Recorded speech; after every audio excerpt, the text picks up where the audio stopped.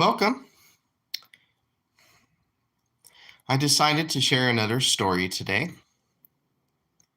It will be spontaneously told. I'm a little on the tired side, but I'm going to do my best to download the information. It's been sitting on the crock pot of my mind for a little while, but I did just download it. And as I think about the story, I think about its beginning, middle, and end. And I'm thinking about that right now before I tell the story, because in every story, you have to have the ending. Especially if you're going to spontaneously tell a story, you have to have the ending. Otherwise, it'll ramble and you'll get lost. But if you have the ending to the story, you can kind of weave your way there. So I feel a little bit tired, though, kind of like I have writer's block right now. So I don't know if it's going to be as good as it was when I was soaking in my bathtub earlier today, telling the story out loud to myself. But I'm going to give it a try. This spontaneously told story is called The Legendary Guru of Delhi. In the 1980s, there was a guru in Delhi who was known for answering every question. No question was too hard for him. One day, he received a letter in the mail from a young student named Mooshu and his girlfriend Pruti. It was such a good question that he asked them to come visit him. Later in the year, Mooshu and Pruti arrived in the door, and a butler opened the door. "How can I help you?" he asked. "We've come to see the guru," Mooshu said. "The guru does not live here. He lives in a hut in the backyard. You can follow the dirt path around the building and it will take you there. Just knock on the door of the small wooden shack." So Mooshu and his girlfriend Pruti, holding hands, walked around the palace and found the dirt trail. It took them through a forest. At the edge of the trail was a small wooden shack. Mooshu knocked on the door, and an elderly man with a huge beard opened it. "Come in, Mooshu and Pruti. I've been waiting for you. Sit." He motioned to two pillows on a wooden floor. He then went to the back of the room and sat down on a wooden box, crossed his legs, and stared at both of them. Mooshu and Pruti held hands and were amazed at the sight of the guru. For so long they had wanted to visit India's smartest man. Is everything a part of God? Or is God a part of everything? Can you tell me what you mean by the question? "Well, Guru," said Mooshu, "I know that here in India, we teach that God is in everything. He's in the tree. He's in the food. He's in me and you and my girlfriend Pruti. But there are some questions that I have about that." "Go on," said the guru. "Well, let's take, for example, a cat. It wanders into the forest.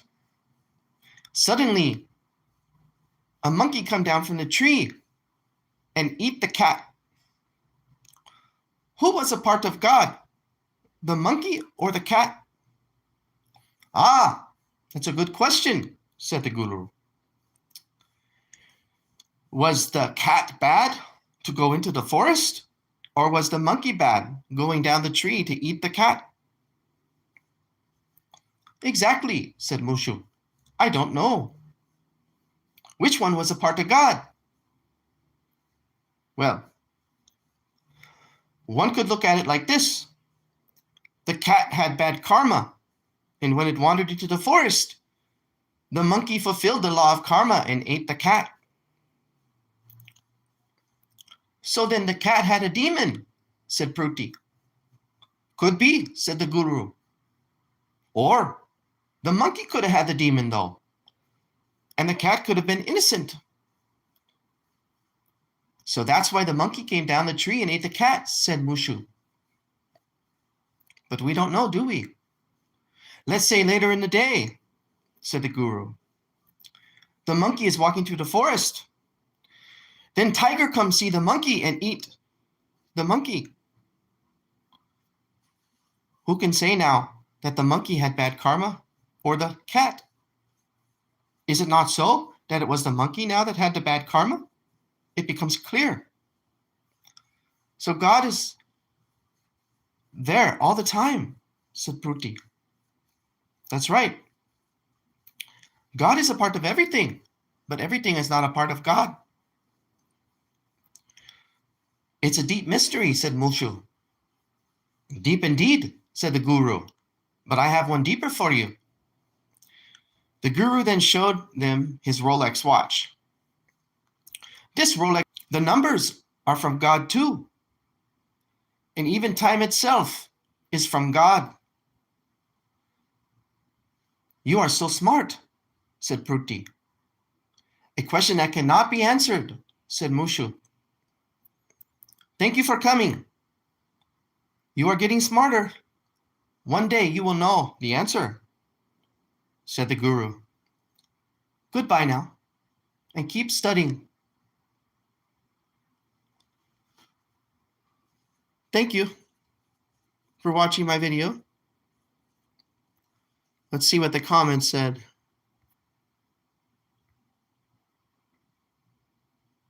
Dakshita, said somebody. Hey, cuz, you like fishing. Caught any barramundis? You look young for your age. Thank you. I hope that you subscribe. Stop waffling, bro. It was a good story. Come on, you don't need to be that hard on me. A little bit slow, but not bad. Howdy from Texas. Welcome. Thank you for watching my story, B. Philip from Texas, about the guru from India. Shuffles TV writes, time is an illusion. Yeah, that's a good one. How do you slow down time? How do you live in the moment? That's one thing I've been asking. How do you live in the moment, kind of enjoy the moment, slow down time?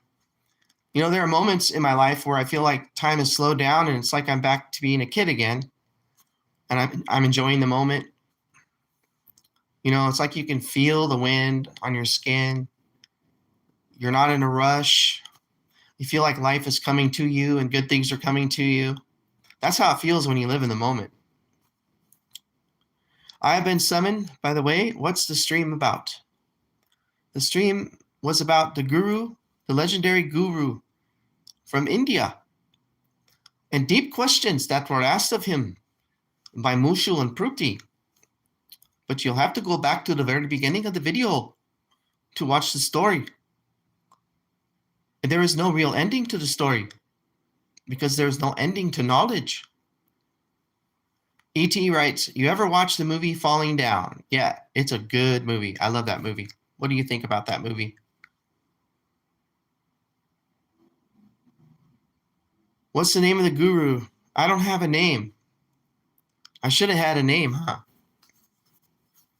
I don't know. I couldn't add a name because that's like 3 things to remember. And in a spontaneous story, it's really hard to remember 3 names as well as the whole plot to the story. I was afraid if I added a name to the guru that I would forget the story.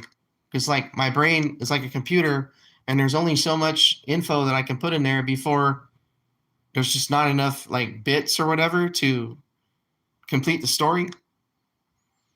So you got to know your limits. You got to know your limits whenever you are doing anything, really. But, I can always go back and rewrite the story one day, and I plan to put it in a book of short stories. And in that moment, I'll be able to pause and come up with the name for the guru. I kept thinking I was going to say Mooshu and Pruti instead of Mooshu and Pruti because it's kind of hard to remember the names, but I didn't want them to sound like they were Arabic because the Mooshu can almost sound like an Arabic name.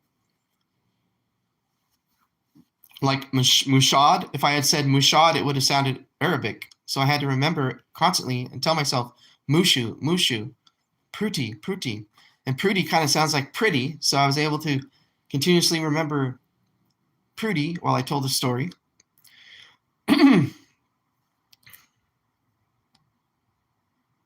Have you seen Myron? Writes Nuevo 420.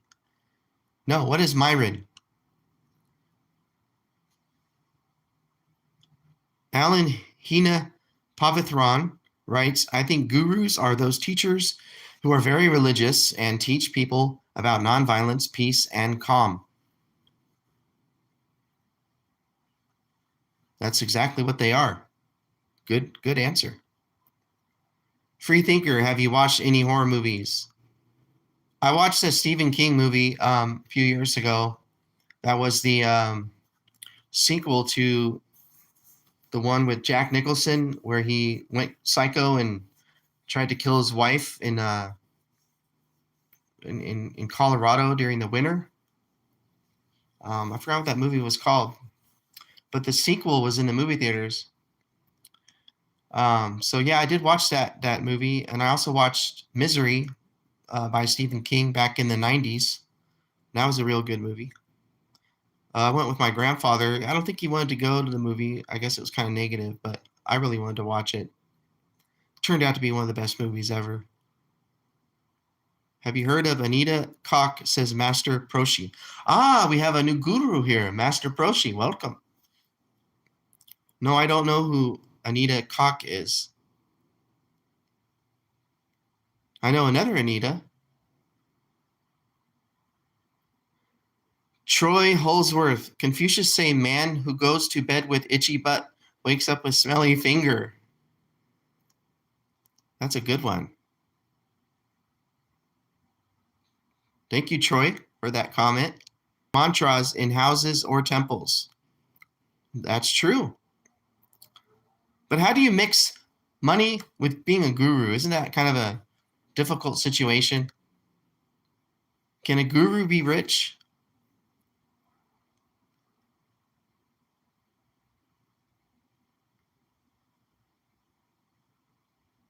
Master Proshi writes, Anita Koch is my sister. She's kind of sick, but she's getting better, though.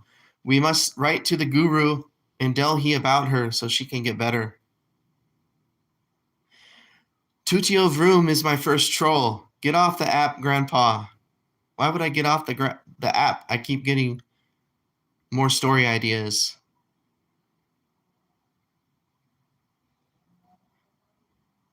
Nuevo 420, laughing. Okay, well, I got to go.